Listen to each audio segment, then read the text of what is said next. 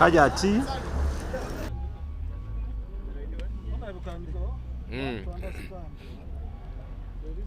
Can you be a spokesperson? Okay, we came today as members of parliament from the opposition to visit prisoners. We have several prisoners at Luzira, Chigo, Chitalia, who are being held there, not because they are being prosecuted, but because they are being persecuted. We have interacted with Dr. Besigye, Hajobed Lutale, the team of the Bobby Youngs. There's several of them, you know, there's those in Chitalia, Machete, Yasin, Kalanzi Sheriff, and several others. The thing about these individuals, they were sent to jail by the General Court Martial. The General Court Martial, on 31st January of this year, the Supreme Court said you have got no jurisdiction over civilians. In fact, the General Court Martial is not meant to be a court. It's meant to be a disciplinary kind of entity for serving officers and not a court of law. What we have been bothered about all of this while is, why are these people still being held in jail? And yet the Supreme Court said the General Court Martial has got no authority and jurisdiction over them, but they're still being held here on the orders of the General Court Martial, which is ultra-vires. Some of the files have since been transferred to civilian courts, Dr. Besigye, Haji Obed Lutale, and even for them, while their files were transferred to civilian courts, there's still a pooling, back and forth for them to be granted bail. The other day, the High Court judge said, well, yes, you qualify for bail, you've got the right sureties and so on and so forth. However, we shall still keep you in jail. Because when you go, you're going to interfere with the, the processes and all of that. And then there's all of these others whose files have not been transferred. The Bobby Youngs, Machete, Kalanzi, and a plethora of others whose files have not been transferred to the civilian courts. And we are saying, why? We have raised this matter in Parliament severally.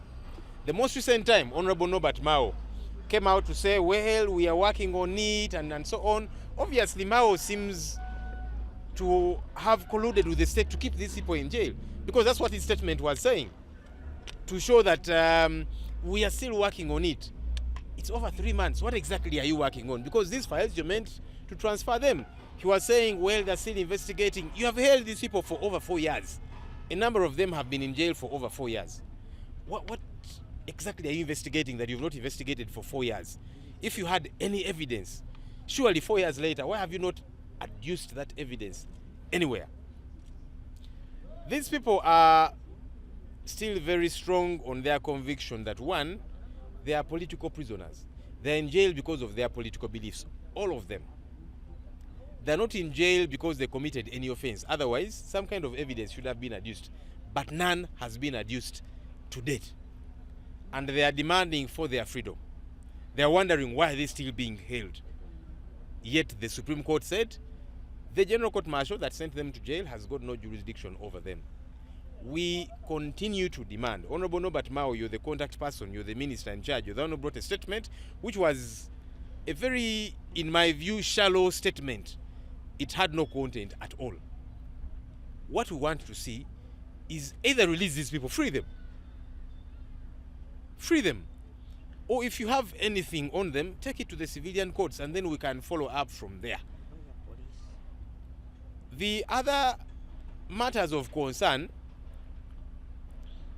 you see, there are people who are being held here on some interesting cases. Offending the first family, including General Museveni, his son, Muhoozi, and others. The likes of Madubala and others who are being held in jail because apparently on social media they offended the first family. I don't know how that makes sense, because the person who does a lot of offending on social media is a one Muhoozi Kainerugaba. You are holding people saying they are offending Muhoozi Kainerugaba, but on a daily basis, especially in the middle of the night at a particular time when he's in, I don't know what state. He goes on Twitter, abuses whoever he wants to abuse, threatens to kill others and so on. Those people are saying if indeed they committed an offense and they offended the first family, Muhoozi should be in jail too, should be with them. The Madubalas, Lucky Choice and others. You know, all those TikTokers who have been held in jail because apparently they offended the first family. They're saying this does not make sense to us. If indeed we said words that offended the first family, Muhoozi has offended so many people in this country. He has threatened to kill so many people in this country. He should be in jail with them. The other matter of concern, prisons across the country have got 79,000 inmates. 37,000 of those are on remand. The biggest quandary about this is the holding capacity of all the prisons in Uganda is 22,000. But 79,000 are the ones who are being held in the various prisons across the country. Meaning that the prisons across the country are full to capacity with an excess of 57,000 people. They're meant to have a capacity of 22,000, but they've got 79,000. And that's why people sleep back to back. So it's easy for disease to spread and many other habits, as you have heard, and so on. And of course, the general discomfort, because just because somebody is in jail, either because they have been convicted or they are on remand, that does not mean that they cease to become human beings. The congestion in prisons across the country is problematic. The prisoners do tell us, have told us, as they have mentioned severally, it is a very precarious situation. You cannot have more than 3 times the capacity of people who are meant to be in jail. That's the situation that we have. Of course, the prisons authorities have come to Parliament a number of times to say, let's increase the budget so that we build more prisons across the country. I think that that's not the solution ultimately. That's not to say we should not, beef up the facilities that we have. Even a number of them, you can see they need a bit of a touch here and there. But I think more importantly, the courts of law have got to move. 37,000 people that are on remand, a number of them keep asking for bail again and again. Why are you holding them on bail and yet you can try them when they are coming from home? Why do you want to fill our prisons to capacity because of matters that have not been concluded? Some people have been on remand for several years. Why? Why are their matters not being concluded by especially the courts of law? And then of course we have these political prisoners who people are in the jail for 4 years, 5 years. Why? Evidence has not been adduced and all of that. So we think that this is an injustice. Just because somebody, even for the convicts, it does not mean that because you have been convicted of an offense, your rights should be stripped away from you. So this is another matter of concern. We hope that the Chief Justice and our courts of judicature will take this as a very serious matter. We cannot have 79,000 people occupying space meant for 22,000 people. It is unacceptable. It is inhuman. We have got to remedy it. Luganda.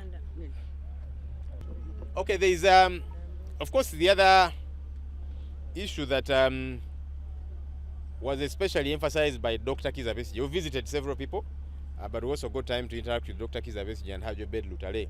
One of his concerns is that why are suspects being treated in similar manner like convicts? Because a convict, you have been tried and you have been sentenced. Maybe you appeal, but even when you appeal, you're not a convict because now the court process is still ongoing. But convicts are those who were sentenced and they are serving their sentences. Suspects are those who are on remand. They are simply being kept here as they keep being taken for trial. And he's saying it is not right that suspects be treated like convicts. They cannot very easily interact with all of the people they would want to interact with. They've got to sit on the other end, talk to them on phone and so on. Of course, for us, we said, but look, we are these people's leaders. We've got to listen to them, connect with them, see the state in which they are, so that we can, talk about all of that afterwards. Yeah, so we were able to meet with them, shake their hands and so on. But that does not happen for their relatives, their family, and so on. So that is a concern that we want to follow up on as well.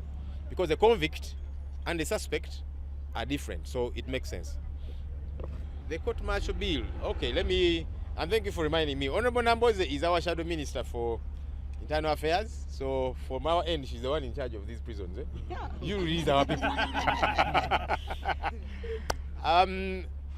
Yes, the other element is that these prisoners, especially those that were sent to jail, here, Chitalia, and so on, by the General Court Martial, they are concerned about the looming amendment to the UPDF Act. They are worried that the delay to transfer their files is because Honorable Norbert Mawa and others, they are engineering the UPDF amendment bill so that it keeps them in jail. That's another concern to them. And it's a justified concern because it goes against the laws of our country. It goes against Article 92, which says Parliament cannot pass a law to alter a decision of court. But also they are saying the Supreme Court already took a decision. Why are you still persecuting them? That's another concern that these prisoners do have, that we shall keep amplifying at every opportunity. They are also concerned about their leaders in Parliament who were given money. Money, one, to appreciate them for passing the coffee amendment bill, the coffee bill as it were, and now the UPDF amendment bill that is coming, so that, you know, these people can be kept in jail.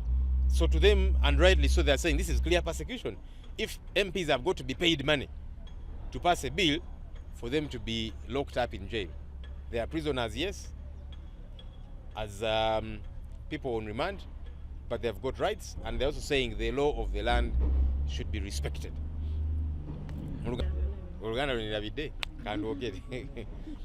Twaze wano ne bakulembeze bannange ababaka ba parliament abooludda oluvuganya oba oluwabula government newankubadde gye tuwabula tewulira naye ffe tusigala tukola ogwaffe. So ng'ababaka opposition twaze okukyalira ku basibe. Tulina abasibe bangi nga bo ekibabeeza mu kkomera kubatulugunya nsonga za byabufuzi, ensonga lwaki bali mu kkomera. Era nga bangi abali eyo, Dr. Kiza Besigye, Haji Obed Lutale, tulina ababobi Yanga, tulina abamachete Kalanzi n'abalala bangi. Ekyenjawulo ekiriwo ku bano, of course Dr. Kiza Besigye, Haji Obed Lutale, bo emisango gyabwe gyatwalibwa dda mu kkooti eza bulijjo nga kkooti ensukkulumu bwe yagamba, neera nabo olaba nti bakyabatulugunya. Juzi baali bagezaako okufuluma kakalu ka kkooti, kkooti negamba ebisanyizo byonna tik naye tetubeesiga, katugira tubakuumira wano mu kkomera. Naye tulina bannaffe abalala nga bo balindiridde fayiro zaabwe tezitwalibwangako mu kkooti eza bulijjo. Beebuuza lwaki bakyatulugunyizibwa, lwaki bakyayisibwa bwe bati. Bo si bannayuganda, kkooti ensukkulumu lwaki teteekebwamu kitiibwa? Kuba kkooti esalawo negamba nti kkooti z'amagye tezirina buvunaanyizibwa ku bantu ba bulijjo n'abasirikale, kubanga n'abasirikale abamu abatulugunyizibwa kkooti z'amagye, ekiragiro ekyo kya kkooti ensukkulumu nabo kyabayamba kubanga batulugunyizibwa eyo mu magye gye bali. Kati ensonga eno ebaluma gye bali eyo, babobi Yanga, bamachete, bakalanzi, bani bayitirivu abali eyo, bagamba lwaki fayiro zaabwe tezinatwalibwa mu kkooti z'amagye. Ensonga eno tuze tujogerako mu Parliament. Honorable Norbert Mao abivunaanyizibwako juzi yajja n'atugamba nti kakati ensonga eno waawo tugikolako, tukyanoonyereza. Ntumugamba kiki munoonyereza? Abantu bano babadde mu makomera okumala emyaka 4. Bujulizi ki bwe munoonya oba temufunangako? Kiki exactly kimugezaako okukola? Kiraga nti bali mu kubatulugunya. Ensonga eyo ebaluma era babanja bwenkanya abantu bano bonna. Ekirala, of course, balina concern, balaba nti kakati ababaka abalina okubalwanirira ate nga nabo kiyinza obbatuukako n'aba NRM ate kati baweebwa ssente okubeebaza etteeka eri omwanya okuliisa, naye kakati mweteekereteekere okuyisa ennongoosereza mu tteeka lya UPDF Act abantu bano okubakuumira mu nkomyo. Nabo kibaluma, bagamba nti naye Parliament yonna si ffeffeka aba opposition, naye Parliament yonna ffenna kyalibadde kitukwatako kubanga n'aba NRM nabo tebali seefu. Kati nikibeewuunyisa abantu abo nti ate kati ffe abaali badde batereeza amateeka ate kati ababaka baweebwa ssente okuyisa amateeka mu ngeri tategeerekeka. Kati ekyo kyonnyini kikulaga nti bali mu kutulugunyizibwa, kye tuyita persecution, si prosecution, nti okubawozesa. ebimu ku ebyo ebirala Dr. Kiza Besigye atugambye nti ye kyeyali agadde kitereeremuko abasibe babeera ba mirundi ebiri. Waliwo abo nga kooti yabasalira era bali mu kusavinga sentensi zaabwe, bakola bibonerezo byabwe emyaka bwe giti oba ki, naye waliwo bano ba suspects nti kakati bo babasindise kwa rimanda, ekkomera likutereke nga likutwala mu kooti owoze omusango gwo. Kati ye ate nga mutuufu agamba naye lwaki bo ba suspect, kubanga ba suspect bayisibwa ate nga ba convicts, ate ne ba convicts nti batulugunyizibwe nedda si kyagamba nti naye kati ne suspect naye omuyisanga omuntu gwe basalira dda omusango abantu bokumulaba balina kubeera eri mu kagiraasi bya simu naki. Of course fe twasobodde okubalaba kubanga tugamba mutukirize tubalabe tubayemuko nabo tubakwate mu ngalo tulabe bali mu mbeera ki ng'abakulembeze baabwe ya naye n'ebirala balaba nti nedda omuntu nga suspect n'oli convict tebayinza kubanga be bamu. Ebirala ku ebyo bye tuzudde mu makomera gaffe gano, amakomera gonna mu Uganda galina kubeeramu abasibe 2,200 yeyo capacity bagazimba nga ye namba gye gasobola okubeera nago. Naye kati obuzibu buno wano nti amakomera gaffe gano agalina okubeera ne capacity ya 2,200 galina abantu 7,900.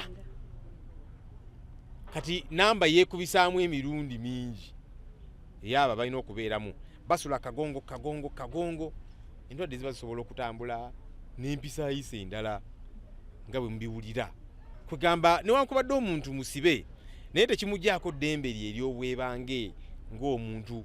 Kati okwo nako okuba kutulugunya, tebalina space ya kwebaka naki, tebasobola kwetaayaaya kubanga bangi omwo. Yes, aba prisons actually abakulembeze baabwe bazze babyogerako bino mu parliament, bannaye mutongere ssente tuzimba amakomera amalala.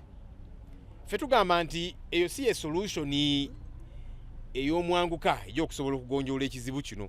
Tugamba amakooti bannange kiki kye muliko exactly, kubanga abantu bano ku 7,900 3,700 baliyo kwa rimanda. Kooti lwaki abantu bano emisango temugigonjoola ne giggwa? Lwaki abamu tembataka koluka kooti kubanga batera okusaba bbeeyo ne mugaana obbawa bbeeyo?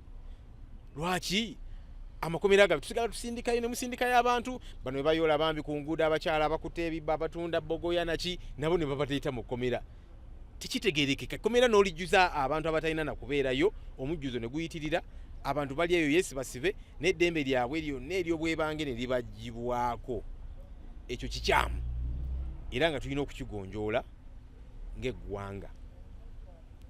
Tubanja ensonga eza kkooti y'amagye, Honorable Norbert Mao tuze tumuteekako akazito mu parliament, yaleeta statement naye ffe tugamba statement eyo yali ewewuka nnyo ng'agamba abantu bano tukyabakuumidde eno tukyanoonyereza, tolina kyonoonyereza emyaka 4 bw'oba tolina bujulizi, abantu bano bateebwe kubanga kkooti z'amagye ezabaleeta eno tezikyabayinako buvunaanyizibwa bwonna.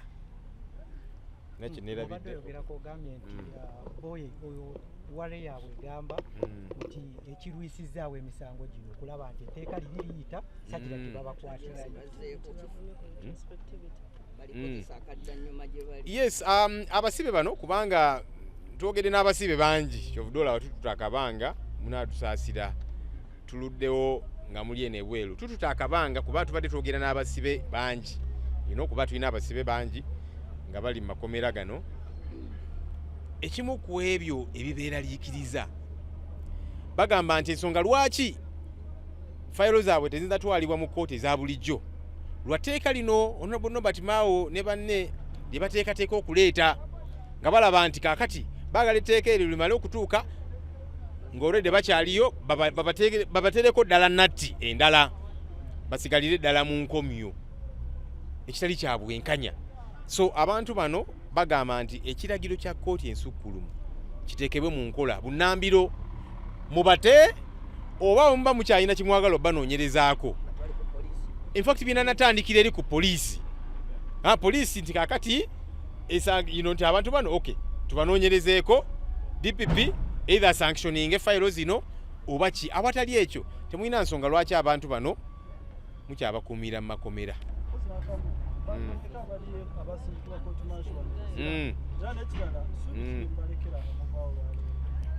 Yes, nina akalala ke mbadde neerabidde. Waliwo abantu abali mu makomera muno nga bamadubala n'abalala bano ba tiktokers babateeka mu komera nti bavuma First Family Mwami Museveni, mutabani we Muhoozi n'abalala.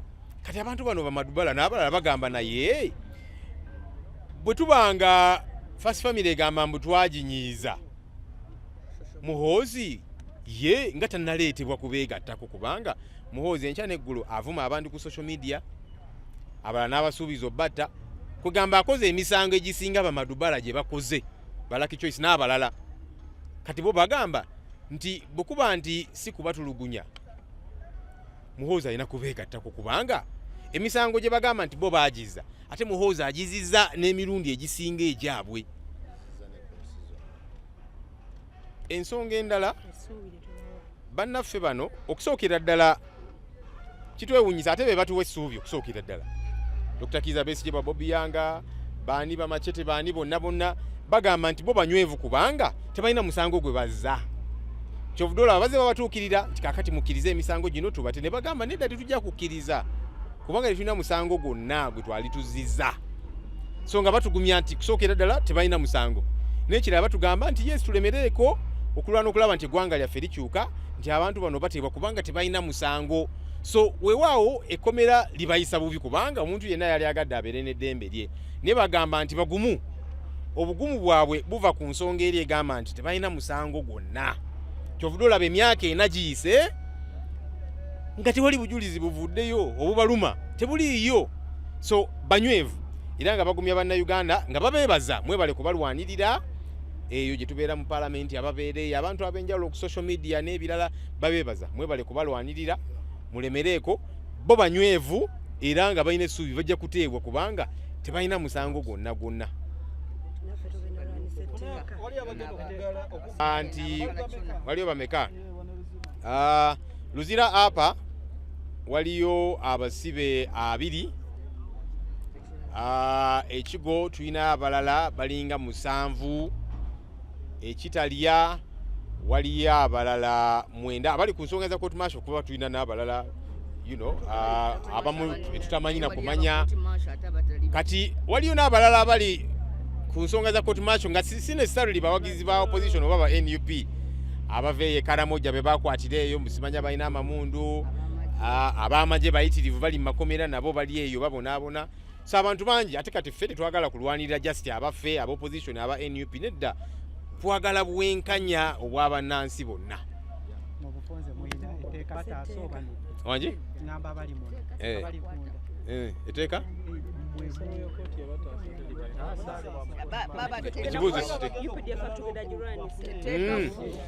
Fe eteeka erigamba nti abantu bano actually okusookera ddala ng'ovudde ne ku kye tulowooza, ssemateeka yaffe Kawairo 92 kagamba nti paalamenti eyinza kuyisa tteeka ligezaako kumenyaawo kooti kyebeesazeewo ne webeera high court, ate kaakati eno kooti ensukulumu. So kati si kigambo kyaffe just ngaffe, naye kigambo kya ssemateeka yaffe. Naye n'ekyokubiri kiba kikyamu ogamba nti kakati etteeka lino liyisibwe abantu bano twongere okubongerako nati okubanywereza ddala eno. Bw'oba olina obujulizi ku bantu bonna batwale mu kooti za bulijjo, leeta obujulizi obawoozese obujulizi bwoba olina, omusango gujja basinga obujulizi bwoba tebuliiwo nga bwe tusuubira, kubanga emyaka gino gyonna tebabuleetanga, bateebwe. Tinikyo kale asante. Essaawa eyo ya muwendo nnyo. Era yabikola naye yabigezaawo, yamala bakwata nalyoka akyusa etteeka era kooti zamulemera manyi omala kukwata bavuna bayisibwanga abazza emisango baba convict. Mu mateeka gaffe omuntu akyateeberezebwa taba na musango era yandibadde asigaza rights ezisingako n'ezo asingisibwa. Tulowooza nti ekyo kikolebwa wabweru w'amateeka. Ekyokubiri, bonna abaali bavunaanibwa mu court martial kuba nti bakyasibiddwa wano tukivumirira nga babaka ba parliament ate era nga bannayuganda. Tulowooza nti okukuba kutulugunya era nga twagadde eddoboozi lyaffe ku maloboozi gaabwe kubanga katulya eddoboozi lyabo betusanze munda abangi ababonaabona kyewunyisa nti bo bagambye nti bangi be basangayo ng'ebyabakwasa bijweteke babavunaana naye abasibe bano boogedde n'okuba nti wakati w'okubakwata babatulugunya ekigambo ky'okutulugunya abasibe kivuddeyo nnyo oba oliawo mu bubaka bwabwe twagala ovumirira ebikolwa ebitulugunya abantu nga bakwatibwa kubanga bonna batuwadde testimone zaabwe nga batulugunyizibwa olinaga abamusonseka akuuma mu kabine eno wansi omanaga abamutulugunya ebifo bye ebyekyama abala bagabe balina ebisago naye tebabakkiriza kweyambula n'amakomera nago bagamenshonizeeka ensonga ti omusibe oba omusibe emyaka 4 lwaki omwa yunifoomu mu myaka 5 olinaga yunifoomu yange batugambye nti babazizaayo lwampaka ne babawola yunifoomu ez'abalala bajje batulabe ekyo kibi abamakomera tubagamba nammwe yunifoomu omusibe oba musibye emyaka 5 nammwe mubeerewo akatusobola kwambala lugoye lumu emyaka 5 myaka 10 olina agamba nti olugoye lwakutukane luggwanawo ku mubiri gwe talina wakyusiza so kyannaku nnyo naye twagala okubira abamakomera abasibe kasa omusibe okusuka mu wiiki mukyusize ku ngoye mweyo ku lugoye olulala naye nga twewaddeyo okuba nti tutuusa eddoboozi lyabwe tusanze munda n'okwongera okukowoola buli akwatibwako kibi nnyo okutulugunya abantu kibi nnyo okuvunaana abantu olw'endowooza zaabwe ez'ebyobufuzi so nga amateeka gakkiriza abantu okuba n'endowooza zaabwe ez'ebyobufuzi naye nga Haji Obed ne Dr. Besigye ate bo bongedde oba oliawo kuwaga ne bagaa nti bo tebagenda kukkiriza kunyigirizibwa era ne bavumirira nnyo ebikolwa ebyokukaka abantu okukonfensinga emisango babawulidde bangi oba oliawo mu kaduukulu n'okusaba bannayuganda nti mulemezeemu enkyukakyuka eri mu mikono gyammwe nga bannayuganda. It is very sad that many prisoners are still in detention. They are complaining that majority of them are being treated as if they are convicts, which we also condemn. A suspect cannot be treated as a convict. Equally, they are complaining about dresses, the clothes they put on, that many of them we are forced to borrow from colleagues. If someone has been detained for 5 years, why don't you give them appropriate uniforms or enough uniforms? They are complaining, and we want to caution prison authorities. Please take charge and accord these inmates uniforms so that they can change whatever necessary. And as well, most of them narrated torture, that we are tortured, some in their private parts. We condemn torture, but want to echo the voices of those inmates that they are still strong, but call upon action by all actors in this country, all players in this country. Let's all rise and